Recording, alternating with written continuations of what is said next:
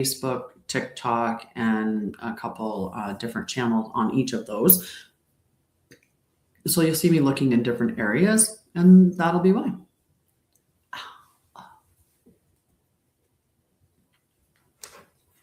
All right. And the other thing I want is to set this up. Hello, hello. And thank you for liking the live. I appreciate you. Okay. Where am I going? YouTube. That's where we're headed. And get some music going on in the background.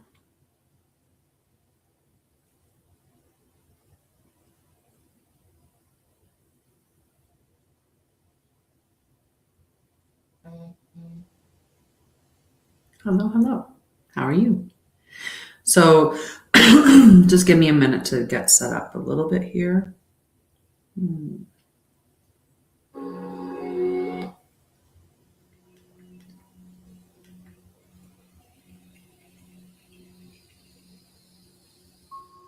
Okay, there, we have some music. It's a little better. It's a little better. All righty. And my cards. My cards. How is your weekend going? How is your Saturday? How is life? Hi, Andrew. Oh, I need my glasses. Give me a second. I'm going to go get my glasses. I won't be able to see to read. And that won't help. That won't be good.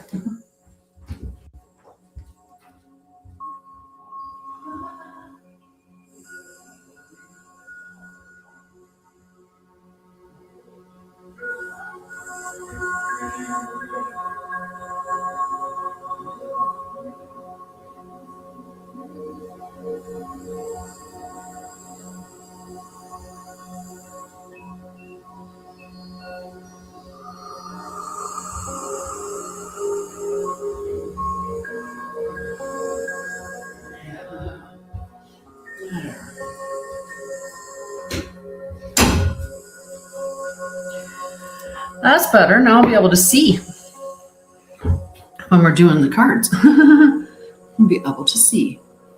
All right.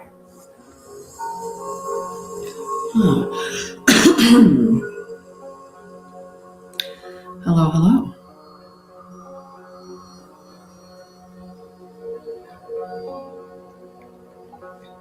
Just giving myself some likes. Hi, Nicole. Hello, hello. All right, give myself some likes on this one too. Try not to knock my cards. Hello, Angela. How are you? Hello, hello. Popping through on both of them. So yes, I'm live on a couple of channels here this morning. So I want to get my cards sorted out here.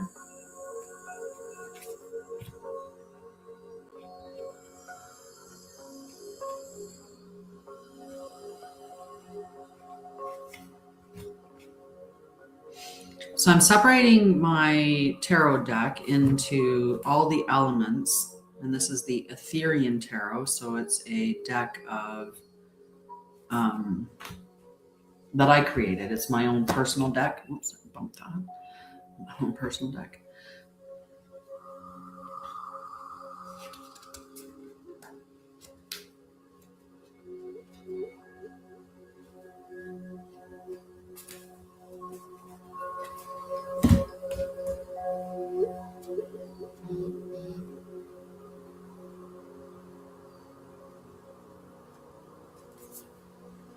And there. Hello, hello. How are you? So just getting my cards sorted out here. So I like to do a reading where it is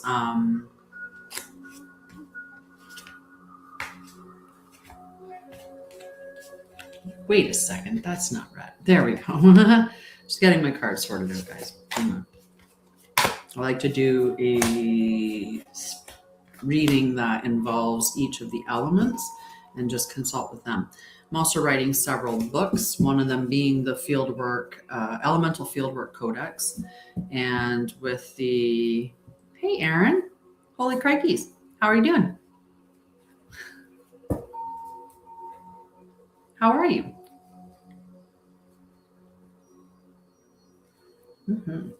All right.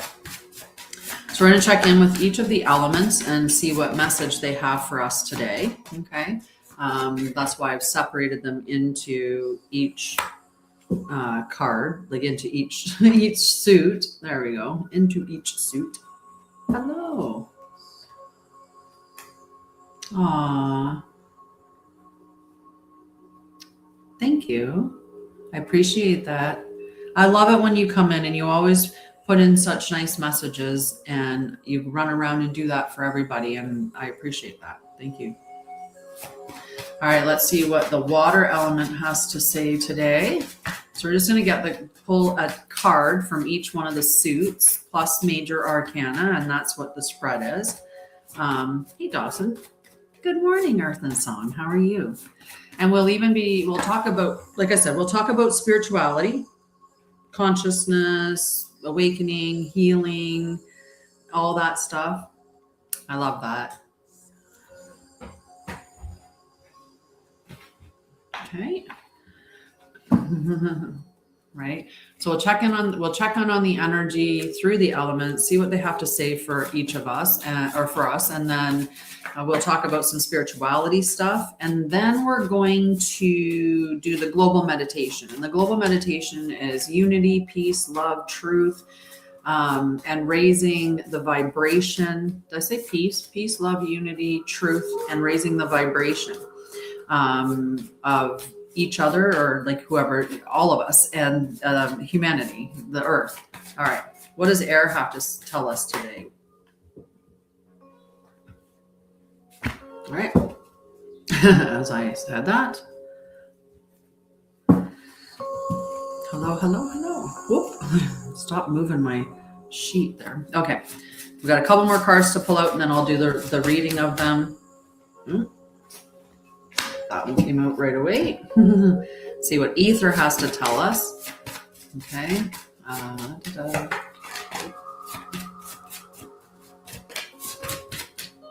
Ooh, big card coming out, guys. Big card coming out from ether. This is a good one. I'm excited to read that one. Apparently ether wanted to level us up today. So that one threw right up there. Okay.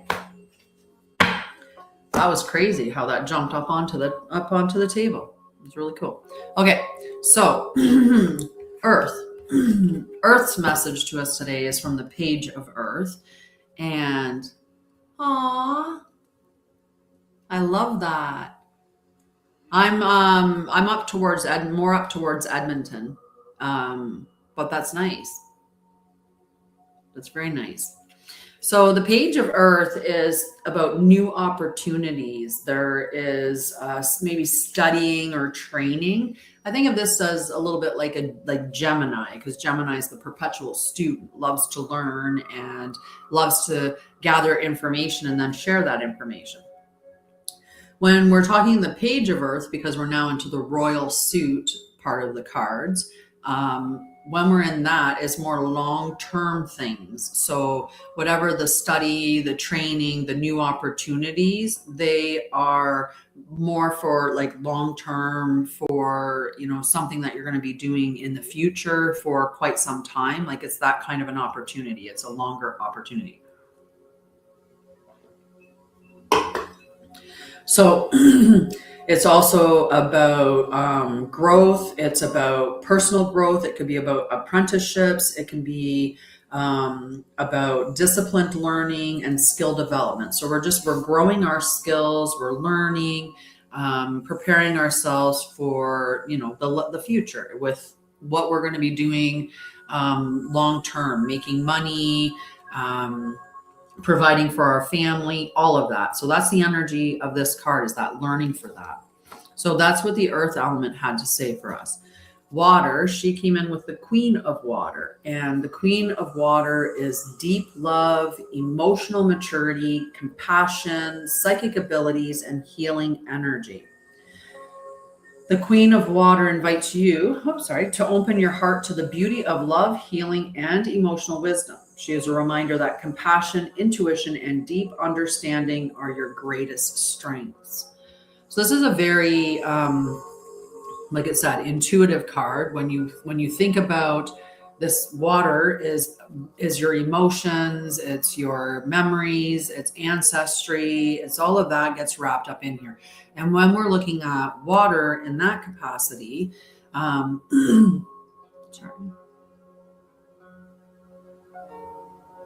Oh, I had a little message up on my other one. It was interesting because I'm on multiple channels. Sorry, distraction. The little thing giving me cues on how to do a better live, which I thought, interesting. I'm not seeing that before. Okay.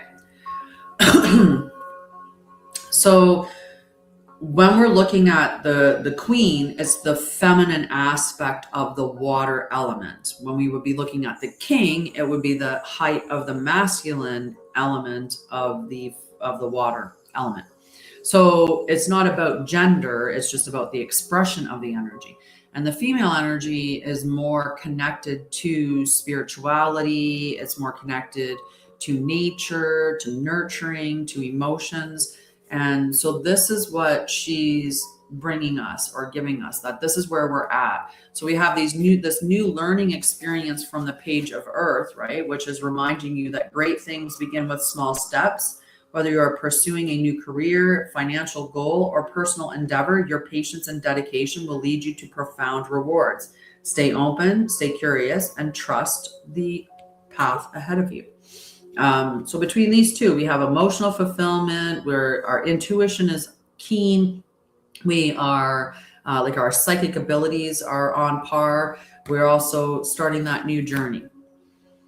Air came out with the 5 of air, and it gave it to us in the reverse position. So when it's in the reverse, though, the 5 of air is talking about resolution. So there may have been some conflict, or there may have been something that was being withheld, or some information that we weren't aware of. Now we're finding the truth out. We are letting go of unnecessary battles because we've decided that peace is worth more than winning in this battle. Hi, Roxanne. How are you? And hi, Matthew. So the 5 of air asks you to discern truth from illusion. If something feels off, trust your intuition. Winning isn't always victory. Sometimes peace is the greatest.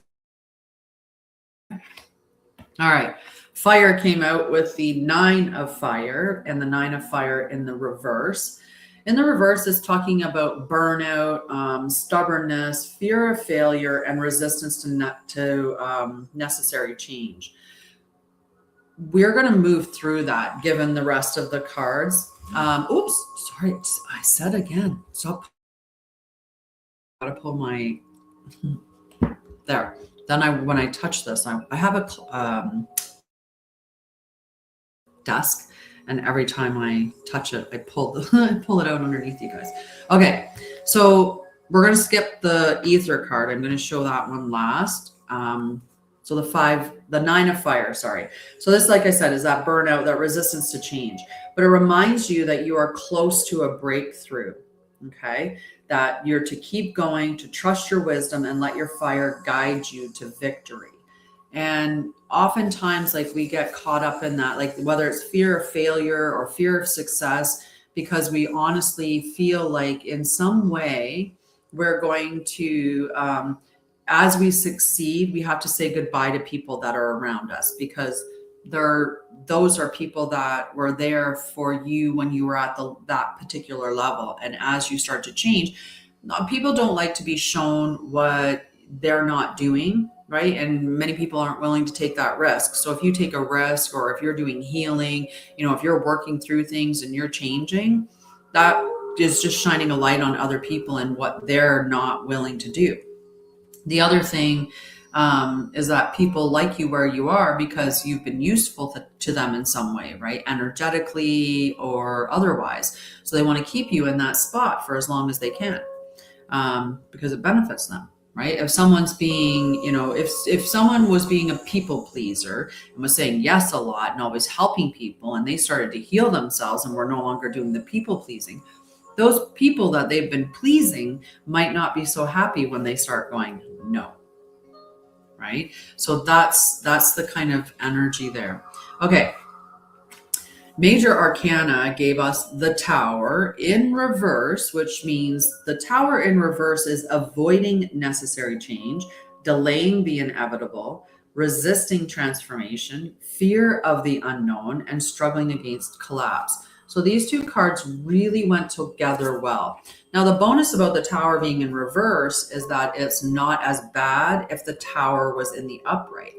When the Tower is upright, that's when something big and sudden happens, and it's like the rug gets pulled out from underneath of you. And it's always for your benefit. It may not feel like that in the beginning. So I've been using that method, or that concept of this. So I had a Tower moment. Like, I had one of those moments, and it was just recently. In the process of starting up my company, like, I left my nursing career, started my company, and, the company didn't start up and just like become an immediate success. Like, I've been working steadily on my company for 5 years. And in working on that company for that long, not seeing, like necessarily the financial stuff, I ended up in a situation where, I ended up borrowing my mom's car. And so I've had my mom's car for 8 months. And the reason, like, I was going to rent a car, drive out here, and then purchase a car when I got out here. But my mom suggested I take her van. And, so I repaired my mom's van, drove it out here with all of my stuff. And then the whole thing was that around 6 months in, I was going to drive her van back to her. And, at that point, hopefully I'd have my own car out here. Well, things didn't turn out that way. I moved my company to Alberta. I started working in Hugs for Homeless, and, which is the nonprofit that I co-own. And so working in that nonprofit and changing my company from from Ontario to Alberta and all of that. And, the climate out there right now. So it didn't move smoothly. So my mom, 2 weeks ago, I called my mom on Sunday, and she said, what are you doing on Sunday? You can come pick me up from the airport. And I'm like, you're coming for a visit? And she's like, yeah. And I'm like, well, when are you leaving? And she goes, oh, it's an open-ended ticket. I didn't book the return ticket. So I'm thinking she's coming for a long visit. But then all of a sudden, you're coming to get your van. And she was like, well, I don't know. I mean, I was thinking about it. And then she came out, and that's exactly what she did. And she was gone in less than 4 days. She came out, got everything all ready, and then left. And I was just, why couldn't you give me more notice? So it was a tower experience because it happened so quickly. It happened so suddenly. And what I keep telling myself is that I needed the van to go so it would make room for the vehicle that I'm meant to have. So, I look at it like that. That was something that happened for me, not to me. It wasn't, nobody was like, my mom wasn't doing it to be mean or anything. She needs her vehicle. She can have it back. But the process and how fast it happened, and that, now I live out in the middle of nowhere without a vehicle. So I have to, get friends to come and get me and take me shopping and stuff. So it's inconvenient, but I can still function. But like I said, I'm just living with it, with the concept of it's okay. It's just making room for what's mine. And that wasn't mine. So it had to go. That's the Tower moment, right? The Tower moment comes in, and it's like, when I had another Tower moment a long time ago.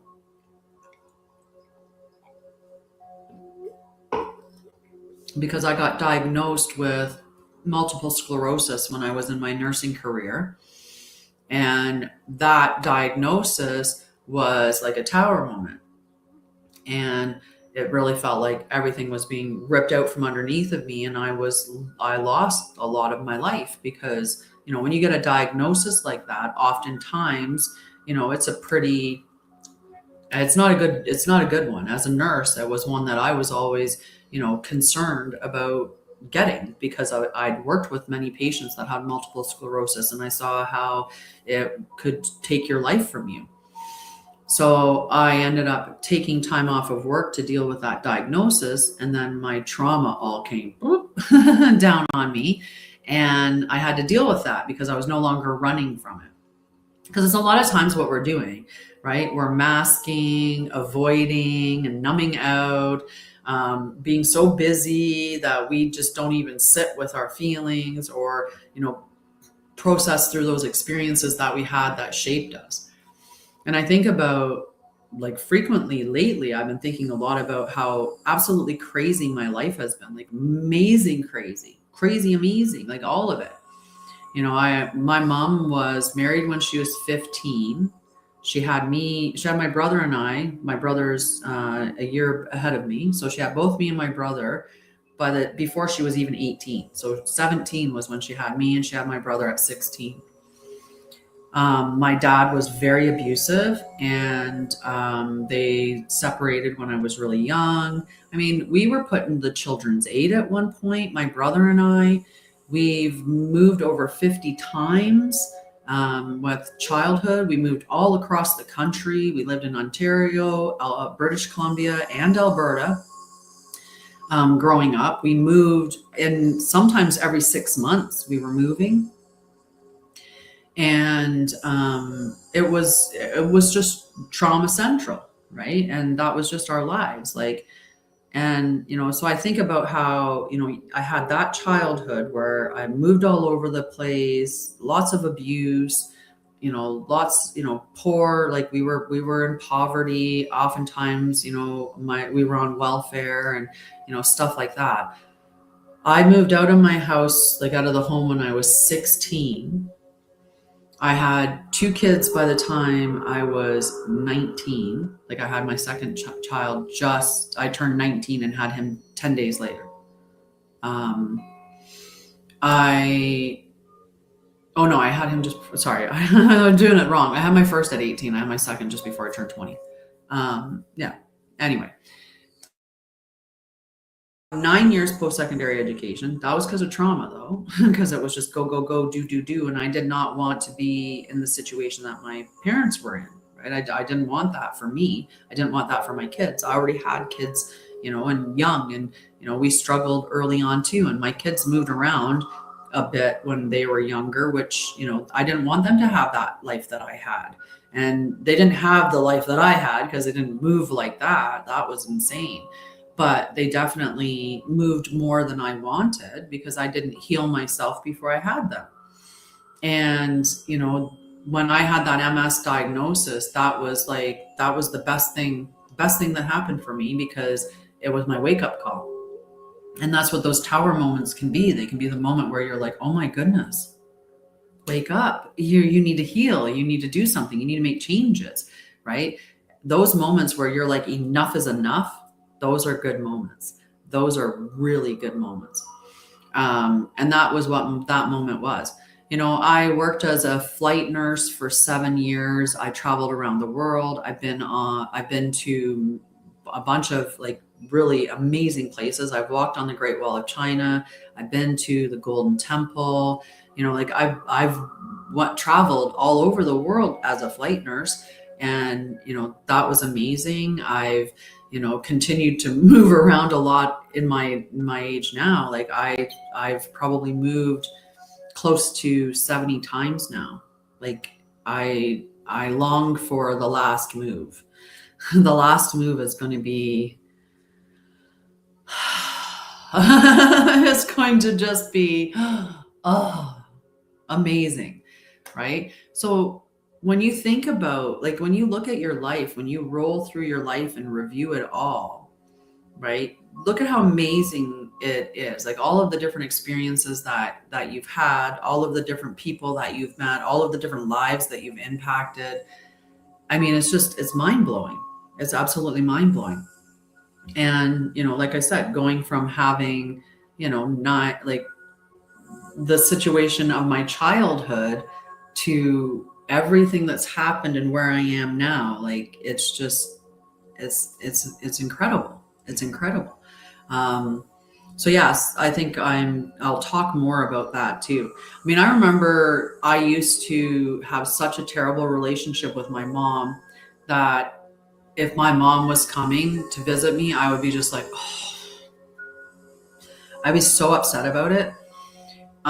There were times when I hated looking in the mirror because my mom and I look enough alike that I see her in a lot of expressions and, like things within my face. I see her and it would just irk me so bad. I was like, why do I have to look like her? Like, oh, like I hated it.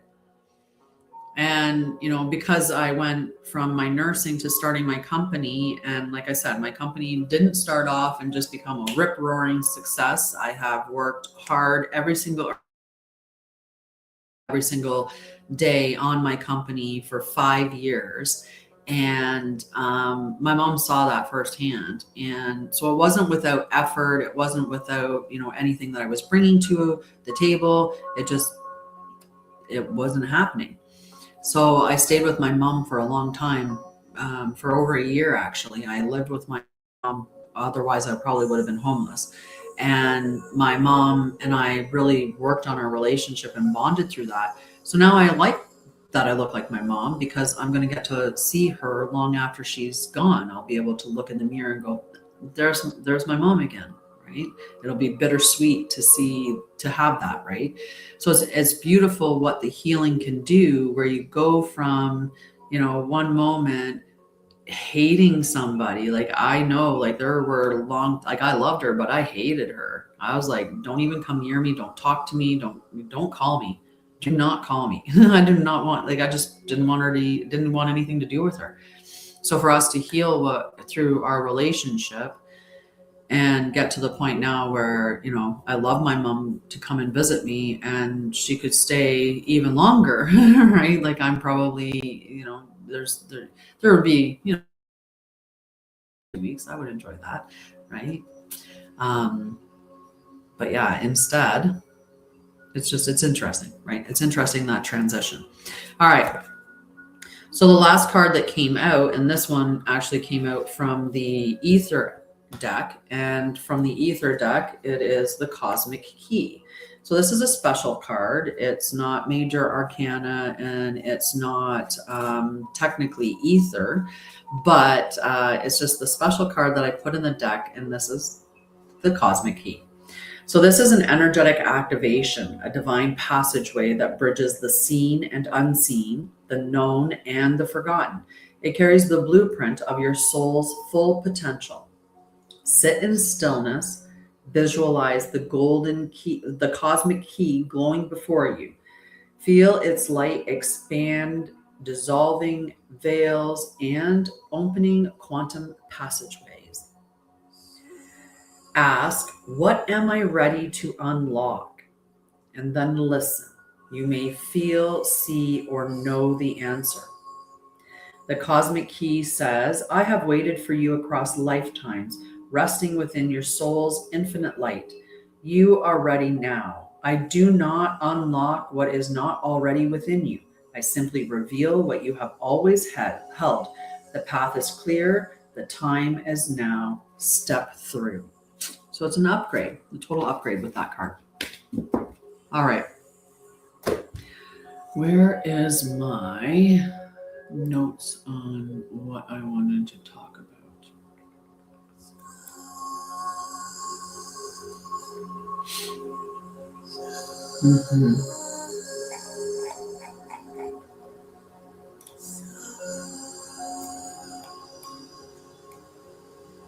Just getting my set up here. Hey guys. Hello, hello. How are you? Hi, Betsy. Hi, Amy. Okay. So one of the things that I do besides teach, I write books, and I write lots of books. And so the books that I've been writing, one is Embodied Spirituality. The other one is Elemental Fieldwork Codex. I have a bunch of books that I'm writing. And one of the things that I'm also doing is, like, I study consciousness. I was a registered nurse, so I have a science background. I studied with a shaman. I have all these different things that I have as my background and as the things that I've studied, that I'm bringing them all together. So it's looking at consciousness, but consciousness from the aspect of science, philosophy, religion, not religion, sorry, science, philosophy, metaphysics, like stuff like that. So when we look at nature, right? Like the unified science of consciousness is literally what I want to capture here. So when we're looking at this, it's going to be containing like a bunch of it, right? So when we look at, I have the so my company is Sha'Ryah, and it is the Pathway of Ascension and School of Light. And the School of Light, when I look at the foundational educational philosophy, it's that truth does not fear investigation. So the purpose of my school is not to replace one belief system with another, and it is not to persuade, convert, or convince, and is not purpose is to cultivate investigators. So when I went to school, I ended up going to university for nursing, and the difference between the college program and the university program was the concept that they were teaching you critical thinking. That was something that for you to have, right? To critically think. They've since like kind of taken that out. It's not quite the same. Hi, Crystal. How are you? So with the School of Light, the purpose is, like I said, to cultivate investigators. Throughout history, humanity has sought to understand reality through many pathways, right? Science has sought to understand through observation, experimentation, and measurement. Philosophy has sought understanding through and careful examination of assumptions. Nature has always expressed principles through living systems that can be observed by anyone willing to pay attention. Spiritual traditions have explored the landscape of direct human experience through contemplation, ceremony, meditation, prayer, service, and relationship. Metaphysics has asked questions that extend beyond the limits of current measurement, exploring the nature of existence, consciousness, causality, and reality itself. Each discipline offers valuable insights, but each also has its limits, right? Science is exceptionally powerful at investigating measurable. And I've reiterated this numerous times because this was one of the things that we were taught when we were in nursing school. We were taught to critically think. And one of the things in critical thinking was to review the research. What do you do when you're looking at the research? One, you have to check and see who is paying for it, who benefits from it, what is the study size, what type of study is it, right? Like you want to look at all of those things when you're looking at research, because oftentimes the people that are researching it are benefiting from the research showing it in some way. So they're literally paying for the results they want. They did a check, and there is like literally over 50% of all research documents are fake. They cannot reduplicate them. And these are like the NIH, like these are like significant documents on health and wellness, and they are fake. They were completely fake. You can't reduplicate any of the findings that they had, right? So science has its flaws, right? And I've always said that science is only as good as the tools it has to measure, because if it can't measure, right, it's the same thing with your eyes. Your eyes only see a certain spectrum. A dog's eyes see a different spectrum, right? Their spectrum of vision is different. Well, if you don't have something that can test that spectrum, how do you know? How do you know what it is? How do you know what it's showing? You don't. So without the tools, science can't test it. So there's lots of things that science fails at. And like I said, plus there's the whole concept of who benefits and, you know, the gains from the research that's being done. Nature continually reveals elegant principles, yet those principles require careful interpretation rather than projection, right? Like when you're working with the elements and you're watching nature and you're, you know, all of that stuff, like you have to be really observing it from a objective space, right? You don't want to be putting your own personal feelings, and, you know, you have to be aware of your energy when you're doing that stuff. Philosophy helps us think clearly, yet even the greatest philosophers continue to debate the deepest questions, right? There's some questions that they just continue to debate and debate and debate because they can't come to a conclusion with it. So again, flaws. Metaphysics, it invites exploration beyond the immediately observable while reminding us to distinguish between inquiry, hypothesis, and certainty, right? So all of them have their beauty, they have the things that are beneficial, but they also have things that are hindrances to each of those things. So rather than asking students to choose one path while rejecting the others, the School of Light invites them into a lifelong practice of investigation. So you're encouraged to ask, what do I observe? What do I experience? What evidence supports this? What assumptions am I making? And what remains unknown? Can multiple perspectives illuminate different aspects of reality? And how do I remain open without becoming ungrounded? How do I remain discerning without becoming clouded or closed? These questions cultivate ultimate humility or intellectual humility alongside with that genuine curiosity, right? They remind us that understanding is not static. Throughout history, many ideas once considered impossible later became accepted knowledge. Likewise, many ideas once widely accepted were eventually revised or abandoned as evidence deepened. Learning, therefore, requires both confidence and flexibility. Confidence to investigate honestly and flexibility to refine our understanding when new evidence, deeper experience, or broader wisdom reveals a clearer picture. So this school recognizes that every human participates in reality through multiple dimensions of experience. Okay, we think, we feel, we sense, we relate, we create, we observe, we imagine, and we belong within a living ecosystem. So we're gathering information in a variety of ways. Hi, Christine. Right? So an education that neglects one of these dimensions remains incomplete. So we want to have them all. So for this reason, our approach is inherently interdisciplinary. It is neuroscience informs our understanding of the brain and the nervous system. Psychology explores behavior, development, and meaning. Ecology reveals the intelligence of living systems. Philosophy sharpens discernment. Contemplative traditions cultivate awareness. Indigenous wisdom reminds us the knowledge that grows through relationship and reciprocity.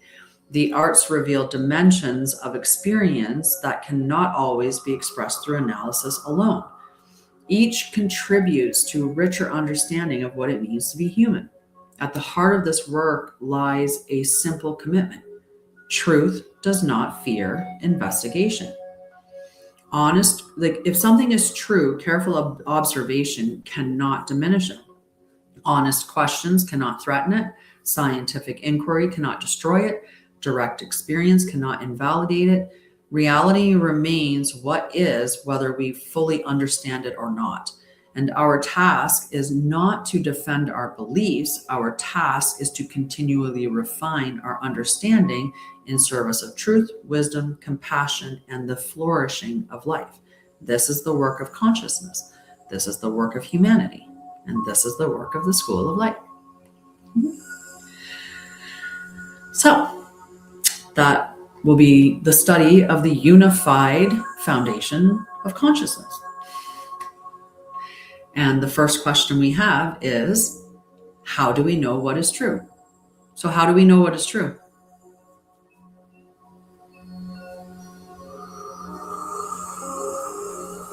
Hi, Toby. How are you doing, Crystal? Oh, my tea. I need to make another tea.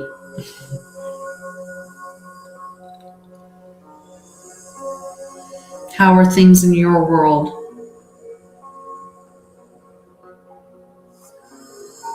Hi, JC.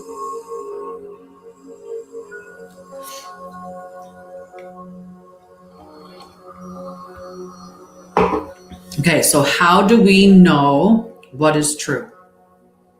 How are you? Aww. Poor cat. You okay now?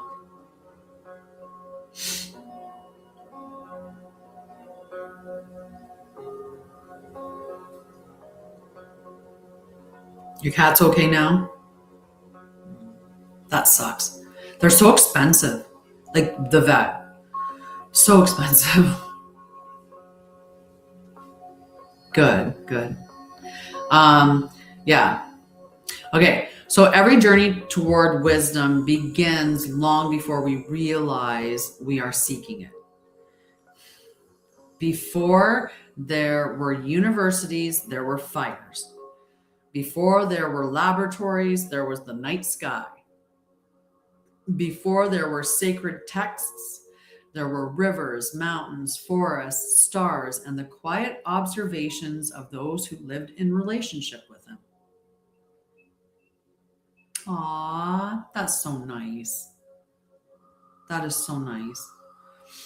Long before humanity created disciplines such as science. Hi, Dawn. How are you, love? Long before there were disciplines such as science, philosophy, psychology, no, that's okay, spirituality, or metaphysics, there was a simpler act. There was noticing. A child notices the warmth of the sun. A hunter notices the movement of a deer. A healer notices which plants nourish and which plants harm. A philosopher notices patterns within thought. A scientist notices that relationships can be measured. A contemplative notices the movements of the mind. Every path begins in the same place, observation. Observation is the first language of consciousness. It is older than civilization, older than religion, older than written language, older than mathematics. Without observation, there can be no learning. Without learning, there can be no wisdom. Yet observation alone is not enough. Two people may witness the same sunrise. One sees beauty, another sees atmospheric scattering, another sees the presence of the divine, another simply notices that morning has arrived. The event is shared, the interpretation is not. This distinction is one of the most important discoveries a student of consciousness can make. Reality and our interpretation of reality are not always the same. Every human being lives at the meeting place between experience and interpretation. Experience arrives through our senses, our bodies, our nervous system, our relationship, and our environments. Most of us interpretation arrives through memory, culture, language, education, emotion, expectation, belief, and imagination. Most of us spend our lives responding not only to reality itself, but to the stories we tell about reality. Sometimes these stories are remarkably accurate. Sometimes they are incomplete. Sometimes they are inherited without question. How many stories have we inherited without question? My goodness. Sometimes they limit us. The work of consciousness is not to eliminate interpretation. Interpretation is a natural function of the human mind. The work is to become increasingly aware of it. Awareness creates space, and within that space, curiosity becomes possible. Curiosity invites investigation. Investigation refines understanding. Understanding, lived with humility, becomes wisdom. Throughout history, humanity has developed many ways of investigating reality. Science asks questions through observation, experimentation, measurement, and continual refinement.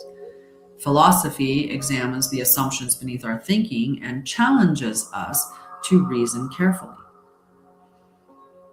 Ecology reveals that life exists not as isolated parts, but as dynamic relationships within living systems. Indigenous knowledge systems often begin not with abstraction, but with participation, emphasizing reciprocity, careful observation across generations, and respectful relationship with the land. Contemplative traditions investigate consciousness directly through disciplined attention, meditation, prayer, silence, and self-inquiry. Metaphysics explores questions that lie at the edge of current knowledge, asking what existence, consciousness, time, causality, and reality ultimately are. Tienda. What if they are asking different questions about the same reality? A telescope, a microscope cannot observe justice. A mathematical equation cannot fully describe awe. Neither can a spiritual experience determine the molecular structure of water. Each method has strengths and each method has limitations. Wisdom begins when we understand both. The purpose of this work is not to collapse every discipline into one explanation. It is to learn which questions each discipline is designed to answer and to recognize where they may illuminate one another. Nature offers a beautiful example. Imagine standing beside an ancient cedar tree. A botanist may describe its cellular structure. A chemist may analyze the components within its resin. An ecologist may explain its role within the forest. An indigenous elder may speak of relationship, reciprocity, and generations of lived knowledge connected to that tree. A poet may write of its quiet strength. A child may simply wrap their arms around the trunk and feel wonder. None of their responses cancels the other. Together, they reveal a richer understanding than any single perspective alone. Truth is rarely diminished by deeper investigation. It's usually revealed through it. This book that I'm going to be writing and the courses that I'm going to be teaching with it are an invitation to investigate with both courage and humility, to question without cynicism, to wonder without abandoning discernment, to remain open without becoming ungrounded, to seek evidence without losing reverence, to allow mystery to inspire inquiry rather than end it. Consciousness is not merely something we possess, it is the medium through which every experience, every discovery, every relationship, every question, and every insight is known. If we wish to understand reality, we must become first students of the one instrument through which reality is experienced. We must become students of consciousness. And that journey begins with the simplest act of all, to notice. So what do you think about that?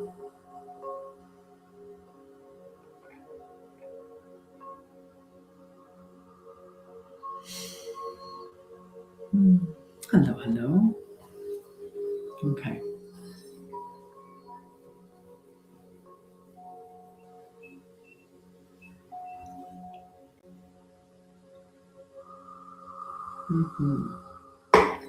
Turn my heater down because it made my tea too hot. I don't drink coffee. How are you doing? How are you doing?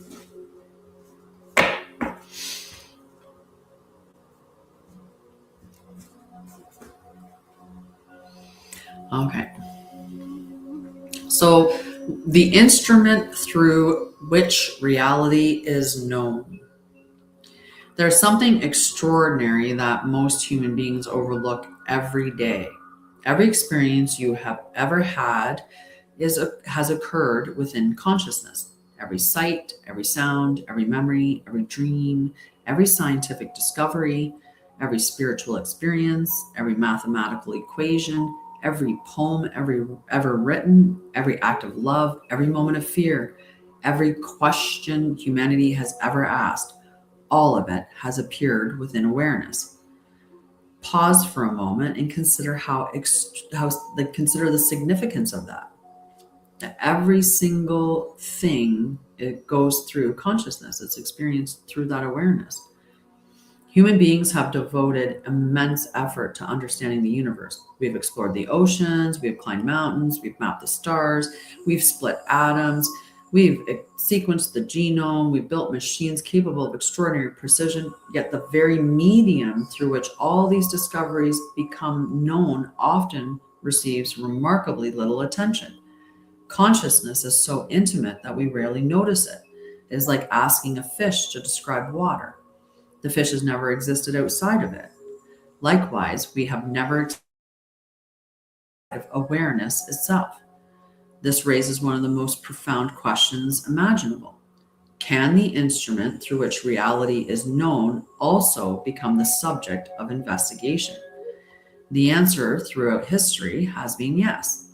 Scientists investigate perception, psychologists investigate cognition, neuroscientists investigate the brain, philosophers investigate knowledge, mediators investigate awareness, indigenous knowledge keepers investigate relationship, artists investigate expression, mystics investigate direct experience.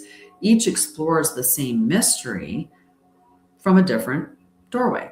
The observation reveals something important. Consciousness is not owned by any one discipline. No single field possesses the complete picture. Every discipline contributes something. Every discipline also leaves questions unanswered.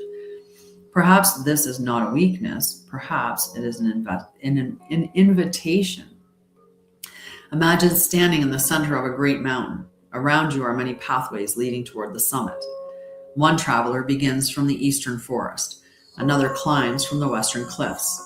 Another follows the river valley. Another ascends through the alpine meadows. Each describes different landscapes, different challenges, different discoveries. If they mistake their path for the entire mountain, disagreement becomes inevitable. If they recognize they are exploring the same mountain from different directions, conversation becomes possible. Humanity has often behaved as though science and spirituality are climbing different mountains. Perhaps they are simply beginning from different trailheads. The same may be true of philosophy, ecology, psychology, and contemplative practice.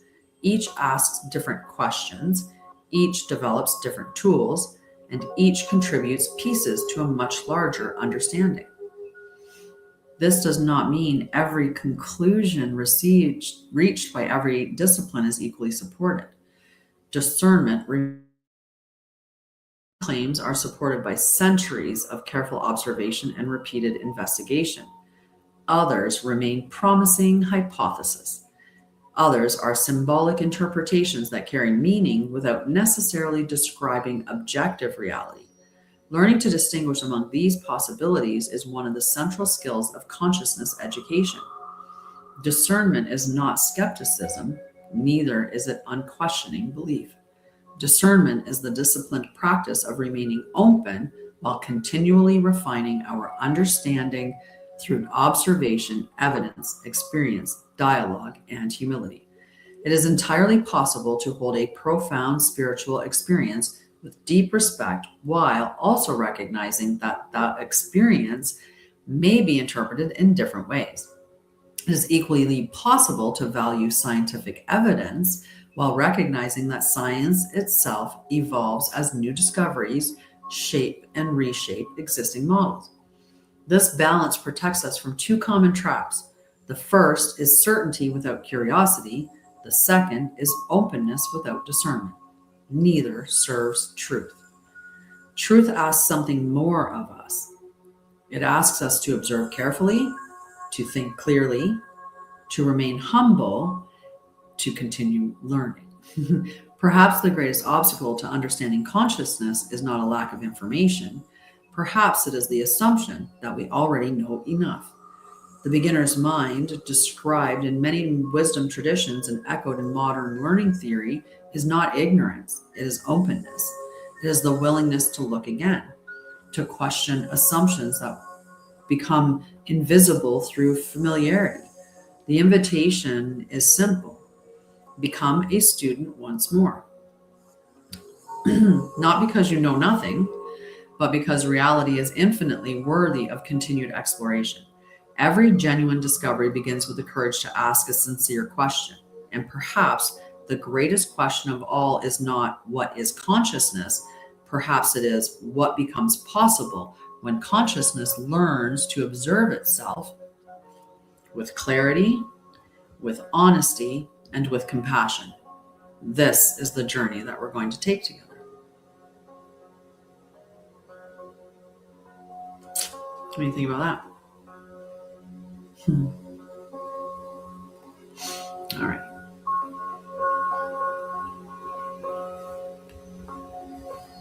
There we go. Okay, so I'm going to get ready now. We're going to get started for the global meditation. Yeah.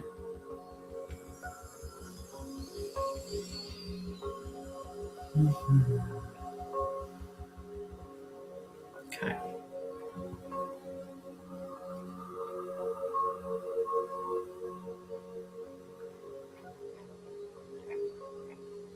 Yeah. Maybe 1 second to get queued up here.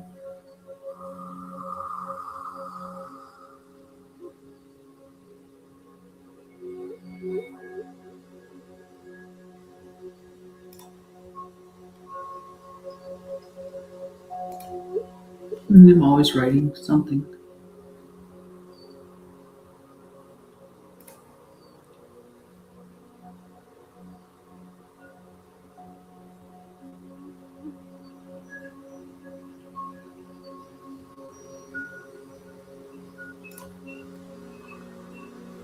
Just getting ready to do the meditation. Just pulling up my stuff.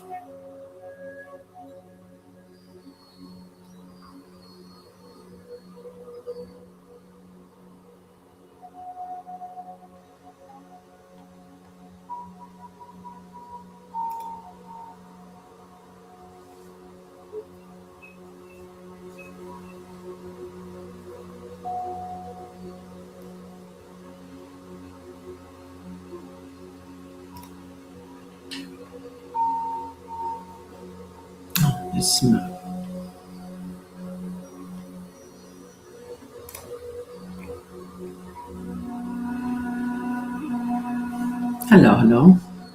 How are you?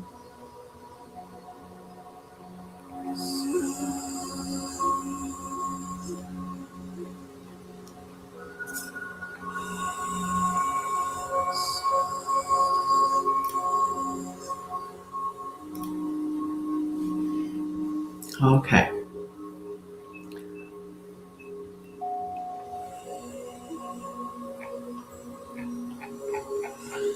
Are you ready to get your meditation on? Hi. Buenos días. ¿Cómo está?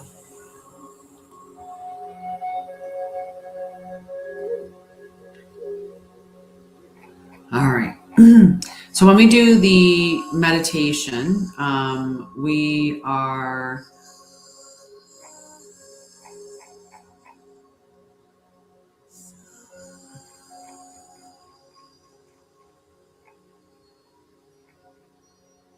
Okay.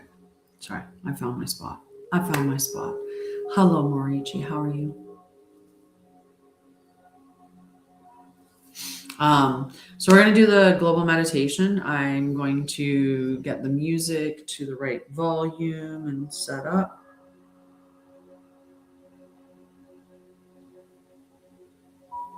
And you can tell me if it's too loud. Okay. So when we do the meditation, we are doing the meditation for peace, unity, truth, and love. The vibration, the heart, the vibration of the earth together, right? So this is a global meditation. It doesn't matter when you join the meditation, if you catch it on the replay or you're doing it with us now, all of our energy comes together to support this, right? So this is really powerful what we do when we come together in a collective and a global meditation like that. So what I use is sacred geometry. I use somatics. So I do toning with it as well.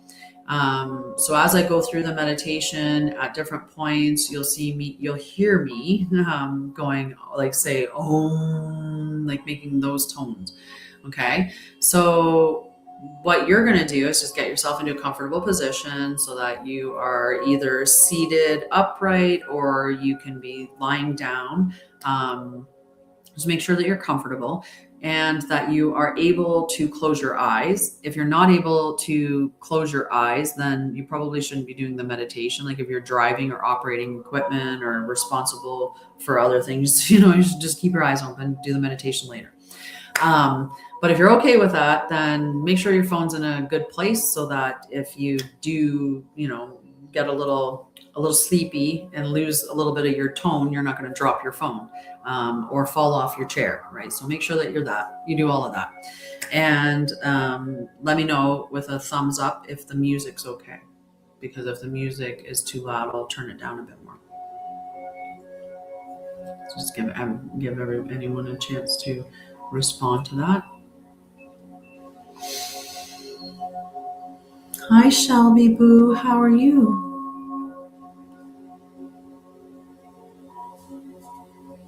How are you doing, love?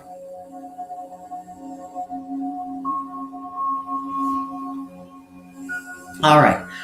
So, welcome. We're going to get started. Welcome, beloveds. Today we gather not to impose, not to control, and not to override free will. But apparently I wanted to change the music.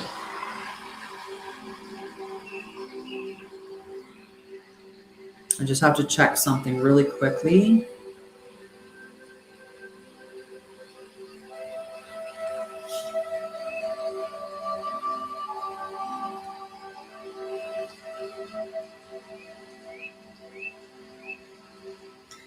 I have to be careful because it changed it to a track that could have very well been I had it on a copyright free one. But that one might not have been. Okay, let's get back to it and we'll start again now that we've got the music going. And I'm going to restart with the saying too. All right, so welcome. Today we gather not to impose, not to control, and not to override free will, but to become coherent, harmonic resonance within the living field. We gather in peace, we gather in love, we gather in truth, we gather in unity. May this meditation serve all willing and consenting beings, Mother Gaia, all non-speaking life aligned with harmony, and the highest timeline available to all souls in accordance with divine law. So we're going to start by taking a nice slow breath in through your nose into your tummy. Pause and exhale gently.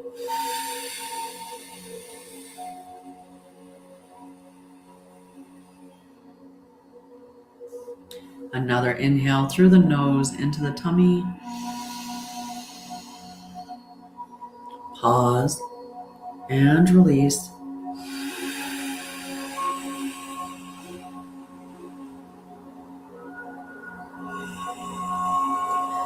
And a third nice deep breath in through the nose. Pause and release. Allow yourself to sink into that space, that beautiful, relaxed space that comes up. Before we transmit outward, we stabilize inward. Feel your body. Feel the chair beneath you or the surface that you're seated upon. Feel the earth beneath you.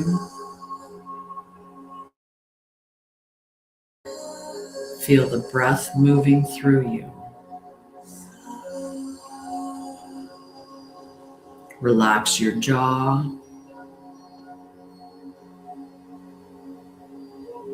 Relax your shoulders. Relax your belly. There is nowhere to force yourself to be. You are safe and secure in this moment. Your nervous system is part of the meditation.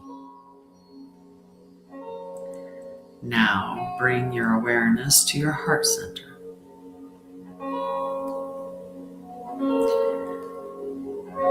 Visualize a luminous point of stillness in the center of your chest. A point before thought, before fear, before separation. This is the still point, the eternal center. I'm going to begin toning now.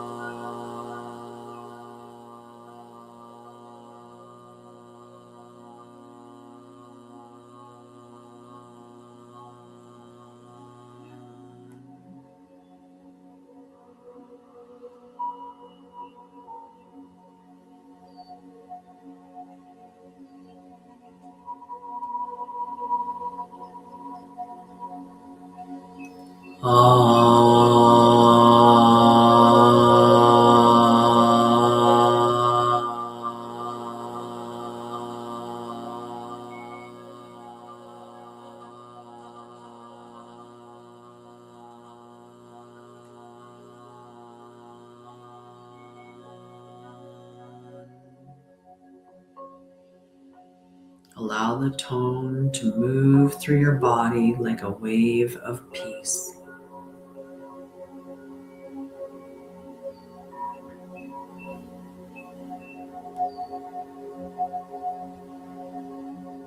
Now visualize two spheres of light overlapping. One above, one below. Spirit and matter. Heaven and earth. Self and source. Where they meet, the Vesica Pisces forms. The almond shape between. This is the geometry of birth.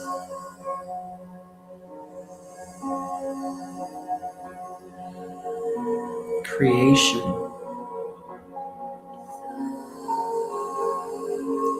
Union.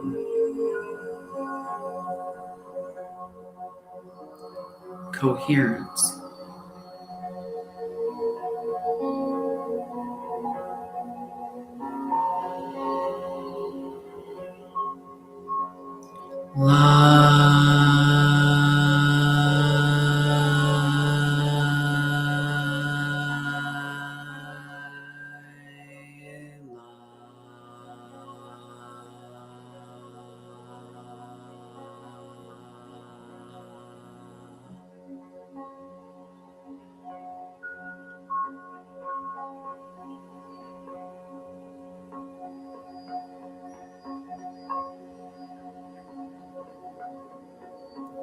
Allow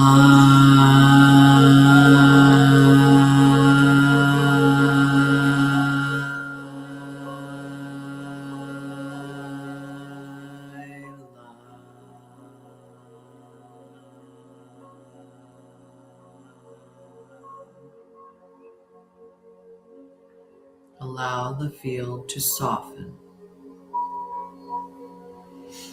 Allow the heart to open naturally.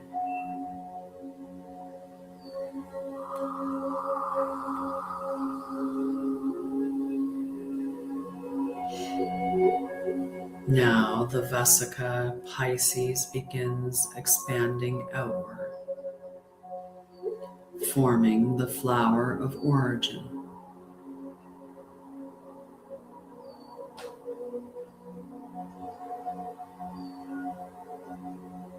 Living geometry.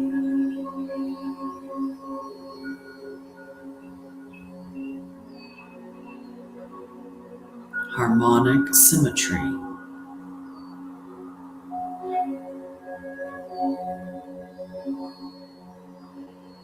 The architect of interconnected life.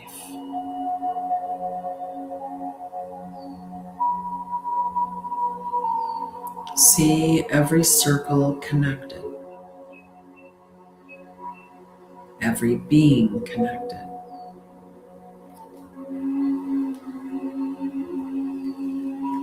Every life influencing the whole.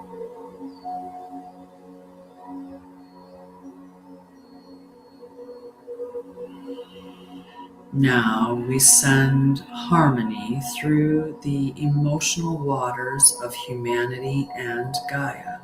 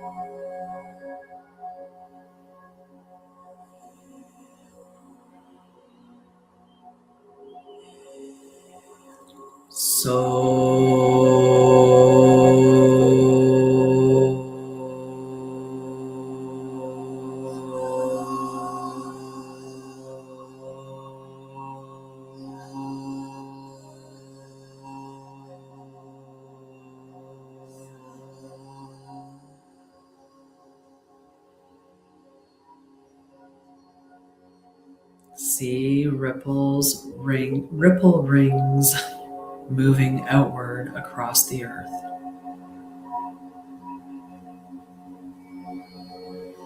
Through oceans, through hearts, through nervous systems.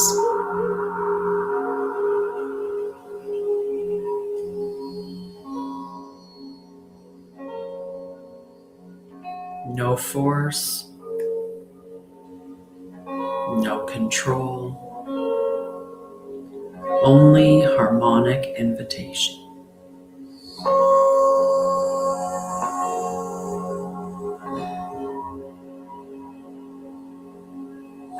Now from the center of the flower, a rose spiral emerges. Emerald gold rose.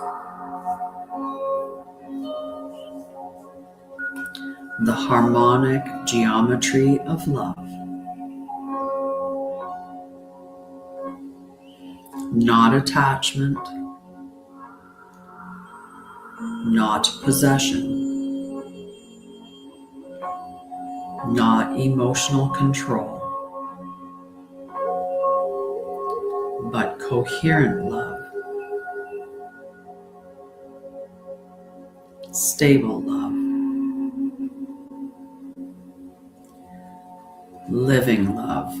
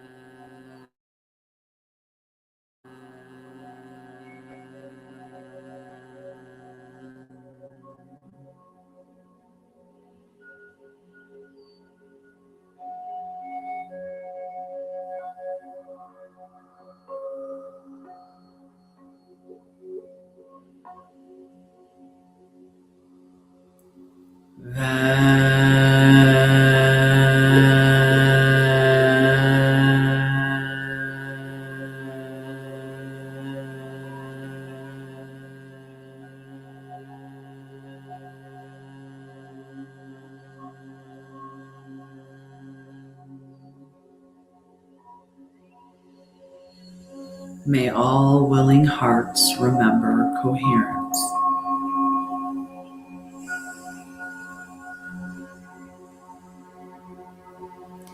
Now visualize a golden Merkaba surrounding your body.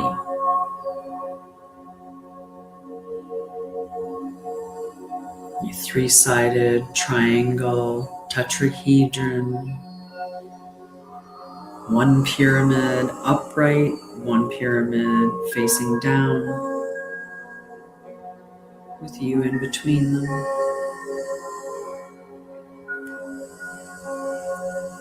They're spinning in perfect harmony. You don't have to worry about knowing how to spin it. Your higher self already knows.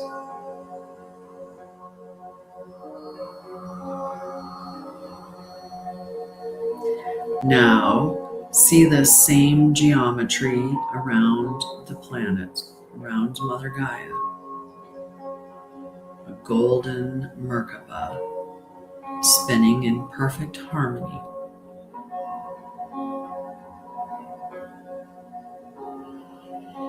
And with this, the planetary light body stabilizes.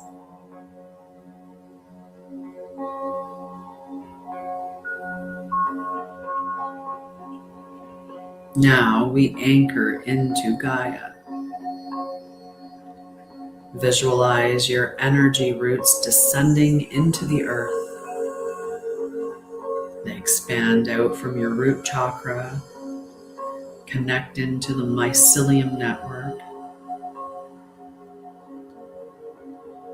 See them in the earth.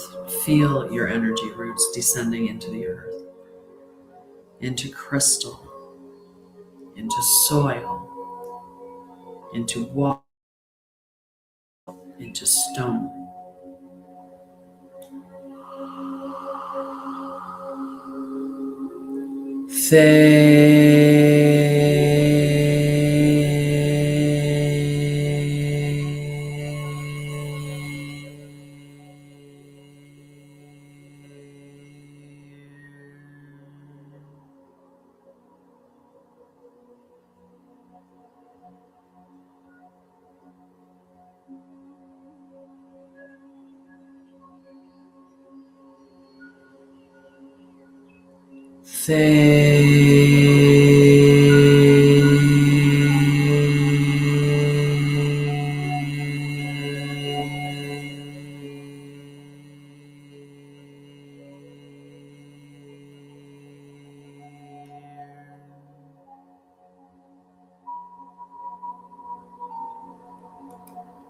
May Gaia stabilize into expression. Now above the earth, see a canopy of stars. Ancient suns, living consciousness, cosmic memory.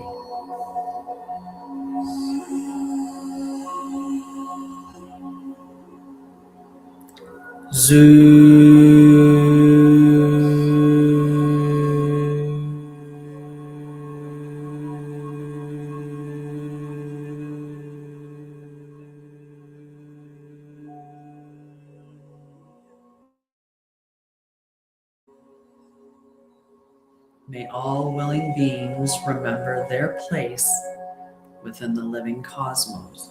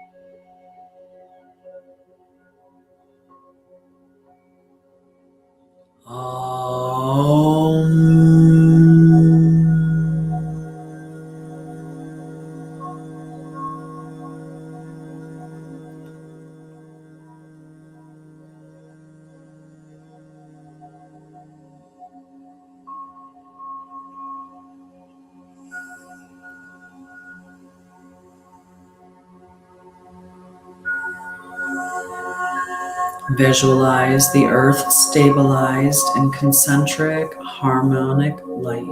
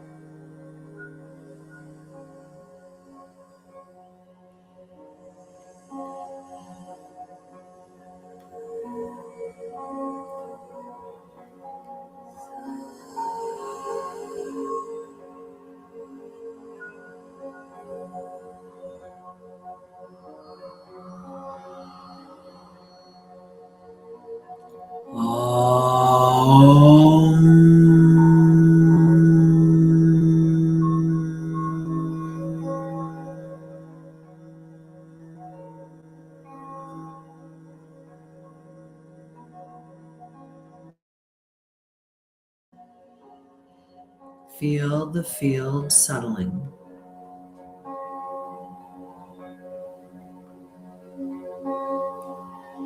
Feel peace without force, love without attachment, unity without assimilation, and truth without fear.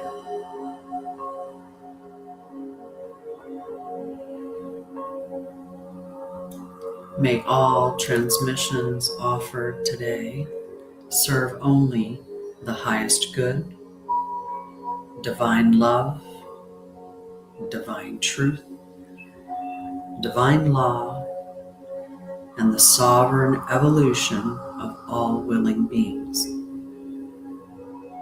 May Mother Gaia be supported in her highest harmonic expression. May all life move toward greater coherence, peace, and remembrance in accordance to its own sacred path. And so it is.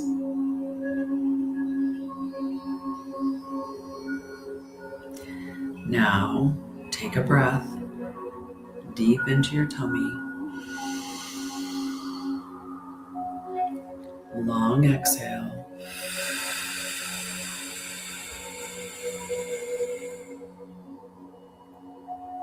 Feel your feet.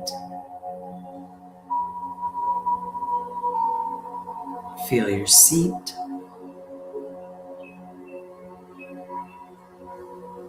Bring you. Take another deep breath. Release.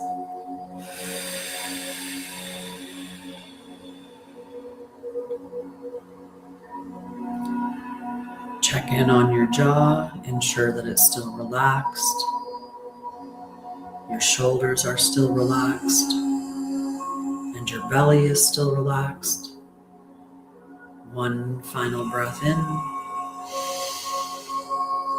And release. And open your eyes and return to this moment.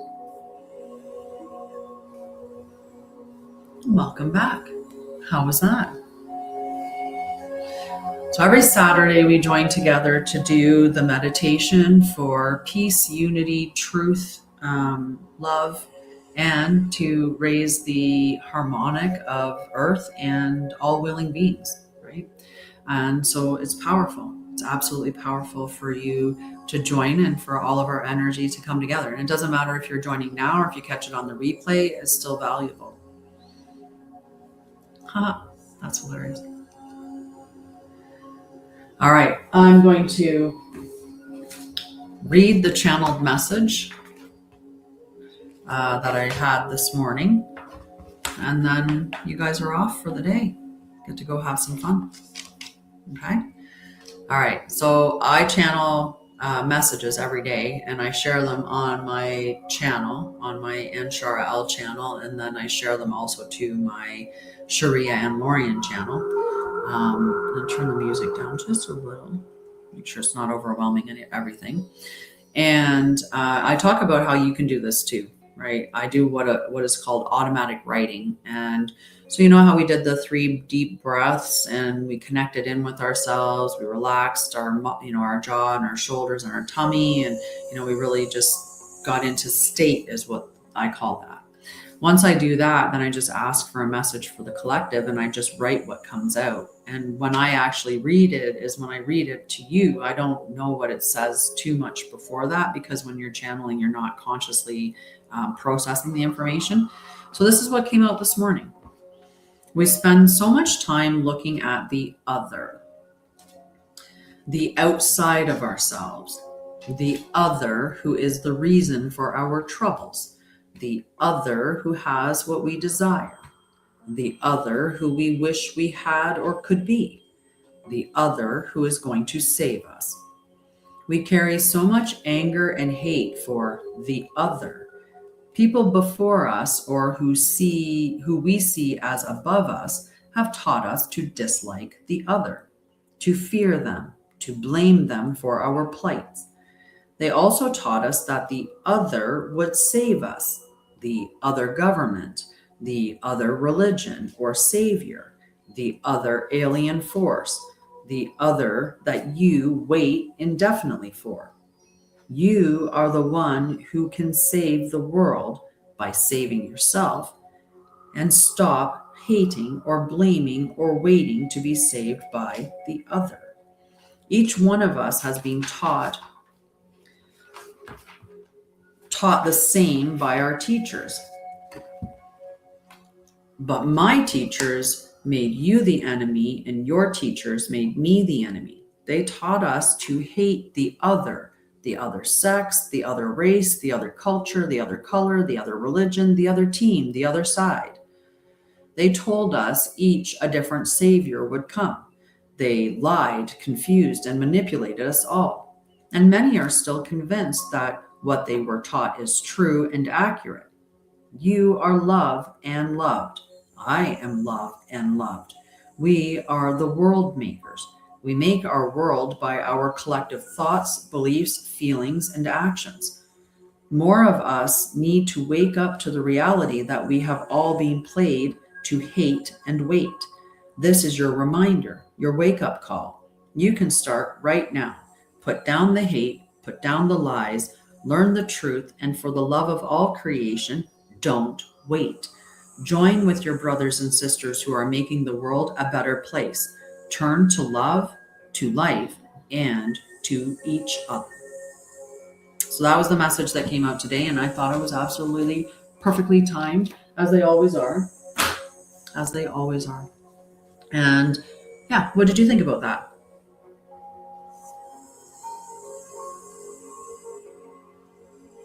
How did you feel about that channeled message?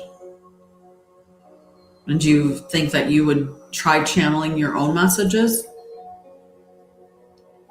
Like I said, you just get yourself into state, you ask the question, and you just write whatever comes out. Don't censor it, don't review it, read it after you're done writing it, and see what comes up. You'd be surprised the things that you'll write for yourself. Like when you're asking for messages from your higher self, you'll be surprised what messages you receive. So yeah. Alrighty, well, that's it for me today. I've been on for over an hour and a half now, and we talked about spirituality and consciousness. I did a check-in with the elements and see what they had to tell us. And we did the meditation, which was nice. So I'm back tomorrow night at 7:30. Tomorrow night at 7:30, again, it's Embodied Spirituality. But tomorrow night, we'll check on the energy of the week, see what's happening with the planets according to the living sky or true sidereal. So I'll look into what we're going to experience with the sky, and we'll do, a summary of that. We'll check in with the cards again, check in with the elements and see what their messages are. And then just talk about all things embodied spirituality. So consciousness, we can talk about dimensions. We can talk about all kinds of different things. Let me give one card from the 40. We're going to give 3 cards, these 3 cards that came out, because that was just perfectly that they all came out together. So this is the flame of origin. The affirmation is, I am the flame of divine origin made manifest. Remembrance. You are not here to become, you are here to remember. The flame has never left you and does not need improvement, only recognition. Beneath roles, reactions, and history, a steady light remains. When you return to stillness, that original light becomes accessible and directive. Practice. 1. Put your hand on your heart. Inhale for 4, exhale for 6 breaths, and then whisper, I return to the flame that made me, and sit in silence for 60 seconds. Second card that came out is the light of discernment. Affirmation. I trust my ability to sense truth. Remembrance. Discernment is felt before it is explained. The body registers alignment and misalignment quickly. Trust grows by checking and choosing repeatedly. Clarity compounds with use. Practice. Present 2 options. Feel each in the body and choose the one that feels steady, not urgent. And the final card, 333 there. The first step. Affirmation. Every path begins with a single step. Remembrance. Progress is built from small, consistent actions. Waiting for certainty delays movement. Action clarifies what thinking cannot. The next step is enough. Practice. Choose one 5-minute action, complete it now, and record what changed. So there you go. That's your meditation, your energy check-in, your spiritual conversation or consciousness education, and meditation. And that's it. All right. I'll see you guys back here tomorrow night at 7:30 p.m. Mountain, 9:30 Eastern. I'll see you then. And like I said, we'll talk about all things spirituality and also check in with the energy for the week, so you'll know what to expect energetically or how to prepare. All right. I love you guys. I'll see you later. Thank you so much for hanging out with me today. Thank you for the likes and the comments, the gifts, all of that stuff. And I'll see you tomorrow.